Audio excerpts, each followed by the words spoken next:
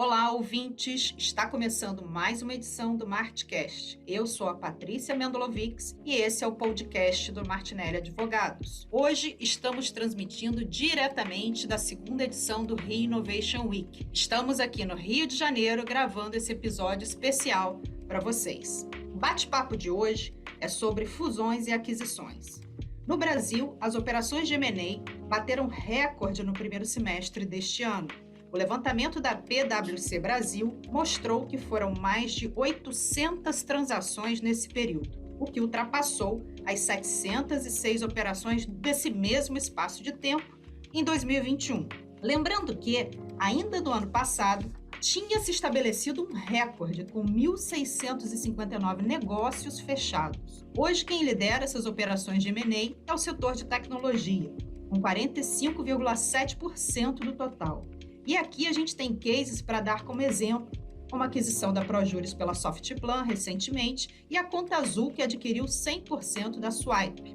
E olhando para isso, a gente vê algo em comum, que é essa troca entre startups e corporates. Um outro caso público também, super conhecido e ainda de 2021, é da Único, uma startup de biometria que recebeu um aporte de 625 milhões de reais em uma rodada liderada pelos fundos da General Atlantic e do SoftBank.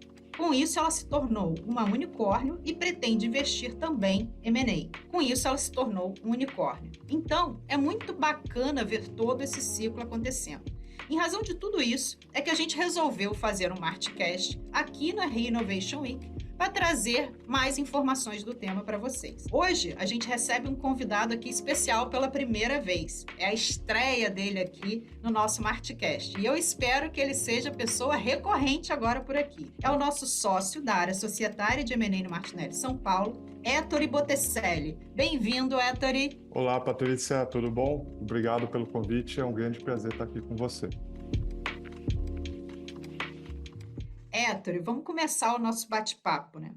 Antes da gente entrar exatamente assim no tema M&A entre corporates e startups, eu queria que você explicasse para os nossos ouvintes por que essas transações estão cada vez mais comuns. A gente vê aí muita gente falando em crise, muita gente falando aí em adversidades de mercado, mas de um outro lado tem uma turma aí que está ganhando dinheiro, está movimentando dinheiro e fazendo muitas operações. Explica um pouquinho para a gente esse cenário geral. Claro, com relação a isso, Patrícia, eu acho que é importante a gente colocar 3 pontos, ou seja, 3 razões para gerar esse número, esse volume tão alto de investimentos. Primeiro, a gente tem aquelas empresas que buscam apenas investir em startups, investir em tecnologia, visando um retorno financeiro. Depois, a gente tem aquelas empresas que buscam, de certa forma, ter uma gestão sobre a concorrência. Mas a terceira e o ponto principal desse volume tão grande de transações é que as empresas tradicionais, aquelas corporates consolidadas, elas buscam investimentos em startups, empresas de tecnologia que possam gerar sinergias, que possam gerar um retorno tanto econômico, financeiro, quanto também de crescimento, buscando se adaptar a essa nova realidade que não comporta mais práticas de 20 anos, 10 anos atrás. Então, com esses 3 modelos, a gente pode pontuar a razão de ter tantas transações, tantos negócios nessa área de startups, de tecnologias, assim como também para as próprias startups é importante ter o suporte e o apoio de empresas já consolidadas no mercado. É verdade isso, Ettore. Até recentemente a gente participou de uma matéria na revista do Perini Business Park que a gente fala dessas características entre operações entre corporates, startups, um pouco mais disso. Agora vamos entrar no tema específico, né? Apesar desses bons resultados que a gente vem acompanhando no aumento das operações de M&A no geral, a plataforma Distrito divulgou que entre janeiro e agosto deste ano, as startups brasileiras receberam 3,6 bilhões de dólares, o que representa uma queda de 45% em relação ao mesmo período no ano passado. Só que, é claro, a gente vê o ano de 2021 como algo totalmente fora da curva, né? Porque a gente precisa também considerar que houve um boom de operações. Além do que, a gente hoje tem um cenário econômico e político mundial totalmente diferente do que tinha em 2021. Né? Isso só para ilustrar, porque às vezes as pessoas falam, o mercado de startup miou, entre aspas, aí. Não é mais a mesma coisa, entendeu? Não tem mais esse boom, e a gente vê que ele continua aquecido. Só que, de fato, um cenário econômico de recessão ou de possível recessão impacta. Mas vamos falar agora, especialmente, das operações de M&A tradicional para uma operação de startup. Quais são as principais características aí, Ettore? Com relação a esse ponto, Patrícia, realmente, apesar de ter essa pequena diminuição, o mercado continua extremamente aquecido e é uma diminuição pontual. E se a gente for colocar do ponto de vista jurídico, qual é a principal diferença entre os dois modelos de operação, a gente pode até colocar inicialmente que as premissas são as mesmas, que a gente tem três fases básicas de negociação preliminar, auditorias e depois contratos definitivos. Só que tem um pequeno detalhe: o timing, a rapidez, o tempo que envolve uma operação como uma startup é muito mais rápido. E aquele modelo tradicional de auditoria também que a gente tem nas operações tradicionais, a gente não tem nas startups. Hoje está ficando cada vez mais comum você realizar uma auditoria confirmatória após a conclusão da transação. Um ponto também importante, com relação às operações tradicionais, a gente sempre tem aquela expressão que a gente chama de cash out, ou seja, a compra da participação efetiva com a saída do antigo proprietário, do controlador da empresa. Nas operações envolvendo empresas de tecnologia, startups que demandam crescimento, e até com base no que a gente estava falando agora há pouco, o modelo que é diferente, a principal diferença é o quê? Que é um investimento direto na companhia, na empresa. Então, é o que a gente chama de um investimento primário, que o investidor vai colocar dinheiro na empresa para essa startup ter robustez, ter recurso financeiro para poder investir ainda mais no seu crescimento. E tem outros pequenos detalhes dentro até de modelos de contratos, que existe uma preocupação muito maior com a permanência do fundador na empresa e que você acaba negociando os contratos muito mais do ponto de vista estratégico para o crescimento e geração de sinergia entre as duas empresas do que necessariamente para uma compra e venda simples. E isso num time muito rápido, claro. Essa velocidade que eu acho, e assim, a startup em regra, né, Héctor, o que que a gente observa, assim, né, a gente que atua nesse mercado já há algum tempo? Pela flexibilidade que elas têm, até pelo modelo de negócio, elas têm uma velocidade de reação e de pivotar o negócio, de ajustar o negócio para a demanda de mercado, que às vezes uma corporate não tem, né? Então, essa velocidade, de fato, fica interessante para uma corporate quando ela, entendeu, absorve uma startup, né? Essa cultura mais ágil, né? Agora vamos falar exatamente desse modelo, né? As conexões aí entre startups e corporates, né? A gente sabe que tem uma série de desafios, mas é muito uma política de ganha-ganha, como você acabou de falar, né? A startup ganha com a maturidade da corporate, a corporate ganha com a velocidade da startup. Fala um pouquinho para a gente, na tua leitura, quais seriam essas vantagens efetivas de uma operação entre uma corporate e uma startup? Com base no que você falou, Patrícia, as vantagens são para ambos os lados. Uma empresa precisa da outra, tanto a startup precisa da corporate, ou seja, dessa empresa já consolidada e com história no mercado, quanto a corporate precisa da startup. Qual que é o principal ponto para a startup? Investimento. Ela precisa de disponibilidade financeira, ou seja, precisa de caixa para conseguir fazer os investimentos necessários para crescer. E como a gente estava conversando agora no item anterior, se você não tem a rapidez, seja da operação para ela ser concluída, ou seja, do próprio investimento para gerar novos negócios e acompanhar a tecnologia, que a velocidade acontece em PG e não em PA, e isso acaba atrapalhando o crescimento da própria startup e o significado da própria operação entre a corporate e a startup. E além do recurso financeiro, a startup também, em sua maioria, elas precisam de um suporte técnico, um suporte já de conhecimento de mercado, maturidade de mercado, que a corporate vai trazer. Então, é como se fosse quase um conselheiro para dar esse suporte para a startup na forma como a startup vai implementar um business plan, vai crescer e vai desenvolver os seus negócios. Em contrapartida para a corporate, a grande vantagem é o quê? É justamente trazer esse modelo disruptivo que a startup vai trazer para a corporate, porque vai mexer naquela estrutura que a corporate já tem, às vezes até um pouco ultrapassada, de trazer novos paradigmas, uma nova visão, um novo modelo de negócio que vai gerar, inclusive, uma economia financeira para a própria corporate, de simplificar o processo. Hoje, a grande crítica que existe com relação a essas grandes empresas são que os processos internos, os processos de tomada de decisão são muito lentos. E a startup, a corporate, dentro do próprio modelo dela, vai trazer essa nova visão que é super importante. E é verdade isso que você falou, né, e aí corrobora um pouco aquele meu entendimento do início dessa pergunta, né, porque às vezes essa agilidade oxigena a corporate, né, ela precisa exatamente disso. E eu acho um ponto, e eu sempre falo isso, quando eu atendo corporates que têm interesse em negociar e travar conexões com startup, é não mate a startup, né, porque se ela te brilhou os olhos e você quis, de alguma maneira, se aproximar dela para fazer qualquer tipo de operação, e aí a nossa próxima pergunta, o tipo de operação que a gente vai fazer, não mate aquilo que fez você brilhar teus olhos na direção daquela startup, né? Deixa a startup fluir, traga seu amadurecimento, traga o seu know-how para dentro da startup, mas não mate aquela cultura, aquele olhar mais, né, oxigenado. E aí vamos falar agora disso, Héctor. Existem diferentes modelos de investimentos em startups que são importantes de serem apresentados, né? Você consegue falar um pouquinho dessas opções disponíveis, as mais comuns, os modelos de investimento mais comuns envolvendo startups? Exatamente isso, Patrícia. E com relação, à necessidade de oxigenar as startups, os modelos de contrato utilizados buscam tanto proteger a startup,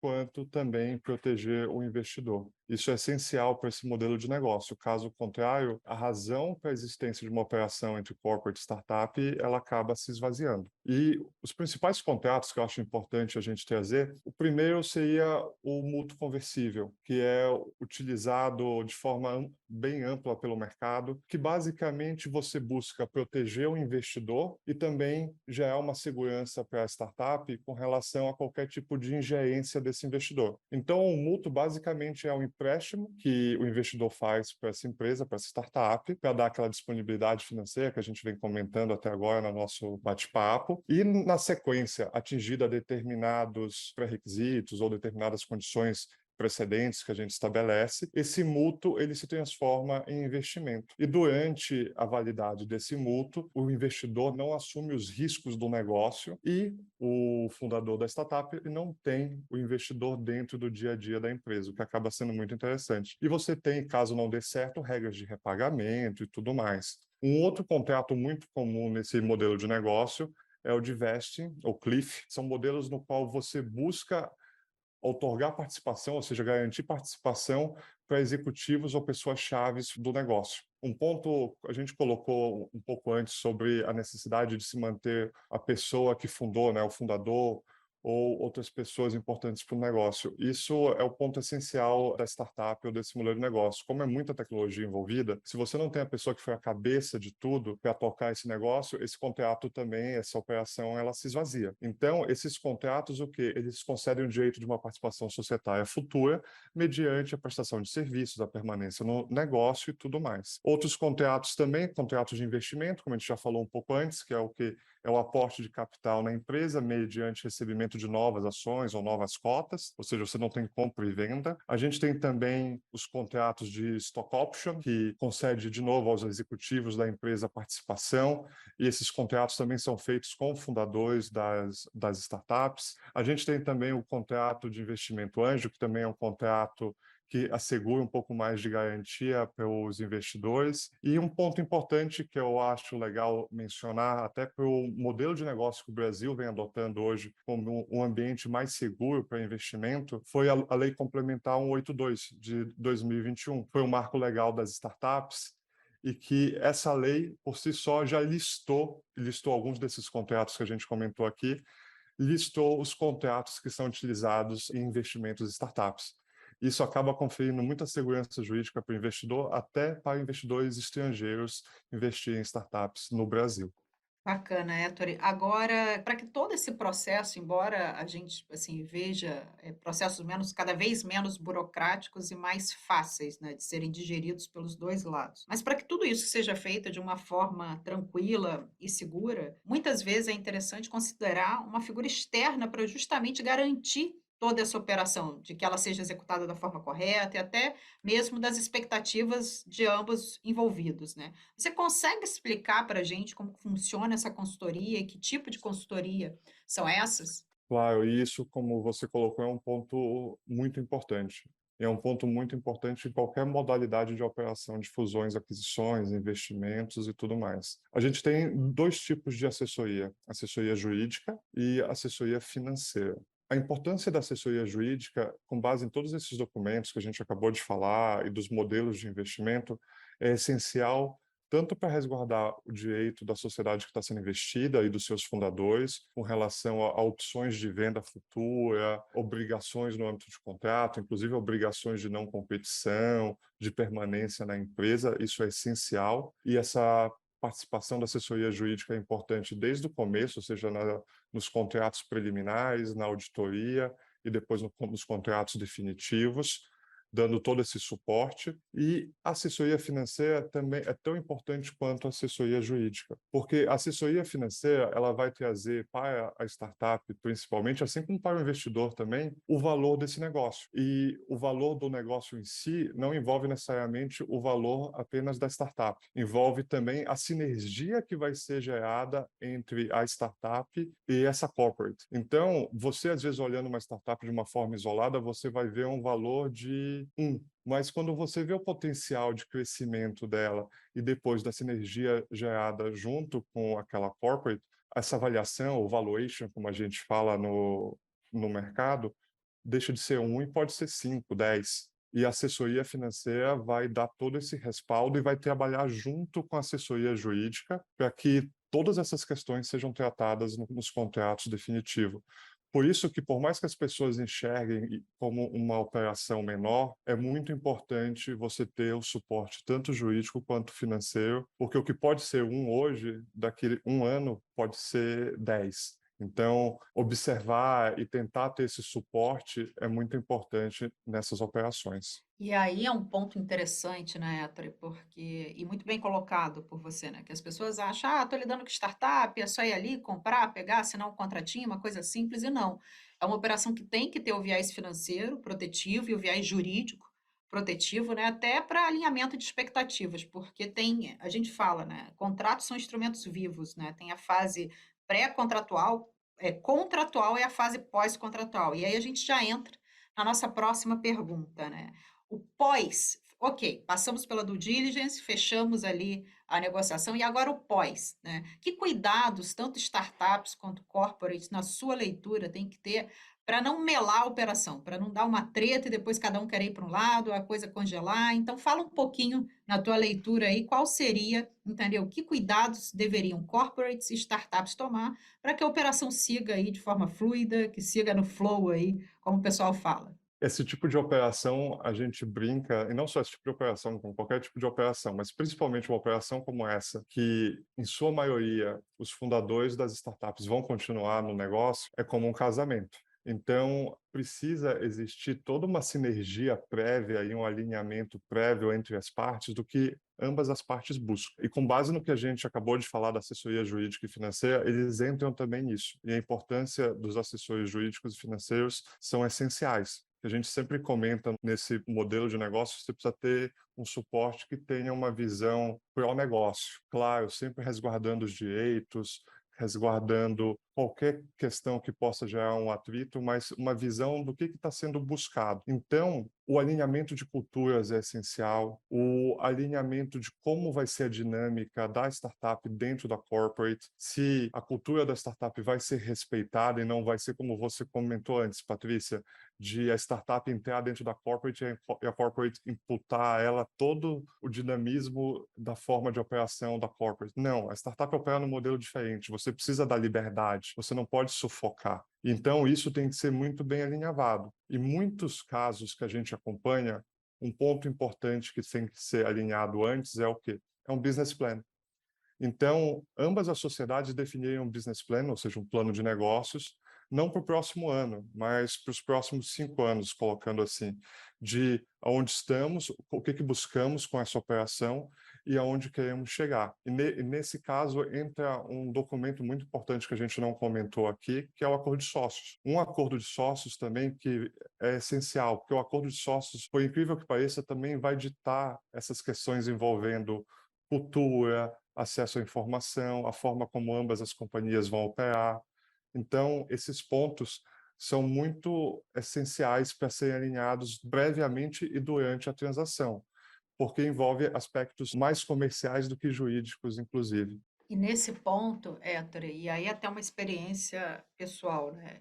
Eu gosto muito de, antes da operação seguir para a parte jurídica, financeira, documental, de ter um bate-papo bem franco, sabe? Tanto de um lado quanto de outro. É uma espécie de alinhamento até comportamental, né? Porque envolve valores, envolve princípios, envolve visões. Então, se você não tem sinergia nisso, dificilmente o negócio vai para frente, que é igual um relacionamento de longo prazo, né? Se você não tem a mesma direção, não olha na mesma direção, não respeita os mesmos valores, não tem os mesmos princípios, vai chegar uma hora, se isso não for colocado na mesa, e pelo menos você souber, ó, eu penso dessa forma e você pensa dessa forma, vai dar confusão lá na frente, né? Então, existe uma fase até pré, que eu falo de alinhamento comportamental entre sócios e possíveis novos sócios, que é fundamental. É aquele bate-papo livre, sabe? Para você perguntar qual é a tua visão, o que que você pensa do negócio, se você precisar sair do negócio, você tem condição, se a gente precisar pivotar o negócio, isso é aceito por você ou você tem um apego. Então, assim, são visões muito até pessoais sobre o negócio, né? E isso é importante também vir para a mesa, porque senão você coloca na mesa estranhos para fecharem o negócio. E isso gera ruído, entendeu? Seja durante a operação e principalmente depois, né? Então, eu acho que é um ponto interessante. Héctor, a conversa tá sensacional. Eu ficaria aqui com você horas batendo papo, mas a gente tem que ir avançando aí para um final. Então vamos lá. A gente gosta aqui, a gente brinca que a gente curte fazer no nosso Smartcast exercícios de futurologia, né? Principalmente nesse momento atual que a gente está enfrentando, assim, brincar de futuro é uma maravilha, né? Mas vamos lá. Eu queria que você, aí, considerando todos esses dados que a gente trouxe, tudo que a gente falou, o cenário político e econômico, macroeconômico mundial e até mesmo aqui no Brasil, que acaba influenciando, eu queria que você desse assim a sua visão do que esperar das operações de M&A para o ano de 2023. Acredito que agora fica até um pouquinho mais fácil, Patrícia, da gente ponderar um pouco isso, mas é como você falou, futurologia. A gente teve, como a gente falou no comecinho do nosso bate-papo, uma diminuição grande de 21 para cá, mas a gente também teve diversas questões externas que vêm sendo trazidas pela mídia ou pela imprensa como um todo, que envolvem a inflação. A gente teve uma inflação, um crescimento da inflação decorrente da pandemia alto, que se consolidou principalmente Europa e Estados Unidos durante esse ano, e também teve o fato da guerra da Ucrânia. Então, a gente teve uma fuga de capital no sentido do que eu vou buscar investimentos um pouco mais seguros. A obtenção de crédito também ficou um pouquinho mais difícil, então os juros no Brasil cresceram. Então, a busca por investimentos não tão arriscados, ou seja, não tão voltados para venture, como a gente chama, acabaram sendo a opção principal. E no Brasil ainda tem o fato da gente estar no ano de eleições, então a gente já teve as eleições e isso já gera um certo conforto para o investidor, independente de quem tenha sido eleito, mas é uma incerteza que você tira da mesa. E a gente vai ter eleições também no começo do ano para a Câmara e para o Senado também, que é uma incerteza. E superadas essas eleições, a gente acredita que o fluxo volte. Eu tive semana passada visitando algumas empresas fora do Brasil e conversando com eles, até do ponto de vista de investimento no nosso país e no mercado de fusões e aquisições, ou seja, de consolidação ou de busca de novos investimentos. Pelo comentário deles, é que eles vão buscar isso de forma muito intensiva em 2023. Então, a expectativa do mercado, superada essa questão toda das eleições, o Brasil agora está voltando a crescer, a gente espera que isso se consolide em 2023 com um aumento significativo nos M&As tradicionais e também nos M&As voltados para a tecnologia, ou seja, de startups. Não, sensacional. Eu sou uma eterna otimista, né, Héctor? Então, eu sempre acredito no melhor, eu sempre, entendeu? Tenho fé de que tudo vai dar certo. Então, ouvir você, que é um especialista no tema, que acabou de chegar aí de uma viagem internacional, falando exatamente sobre isso, prevendo futuristicamente que teremos mais M&As, isso é sensacional. Héctor, obrigada pela sua participação. Que seja o primeiro de muitos, foi muito bom te ouvir, uma linguagem muito clara, muito objetiva. Tenho certeza que o nosso ouvinte vai curtir muito. Então, assim, que seja o primeiro de muitos Smartcasts por aqui, tá bom? Obrigado aí pela sua participação. Obrigado, Patrícia. Foi um grande prazer. Espero voltar mais vezes aqui e muito obrigado pela oportunidade. Mais uma edição do Martcast está chegando ao fim. Este conteúdo vai estar disponível nas principais plataformas de podcast. Então, se você curte o tema, quer aprender um pouco mais sobre esse universo de M&A e startups, não deixe de ouvir esse episódio e aproveite, vai lá e dá um check em todos os nossos episódios e maratona o nosso Martcast. Esse conteúdo também vai ser divulgado no nosso canal do YouTube e vai estar em todas as nossas redes sociais. Obrigado aí pela audiência de vocês e agora vamos curtir aí o Rio Innovation Week. Tchau!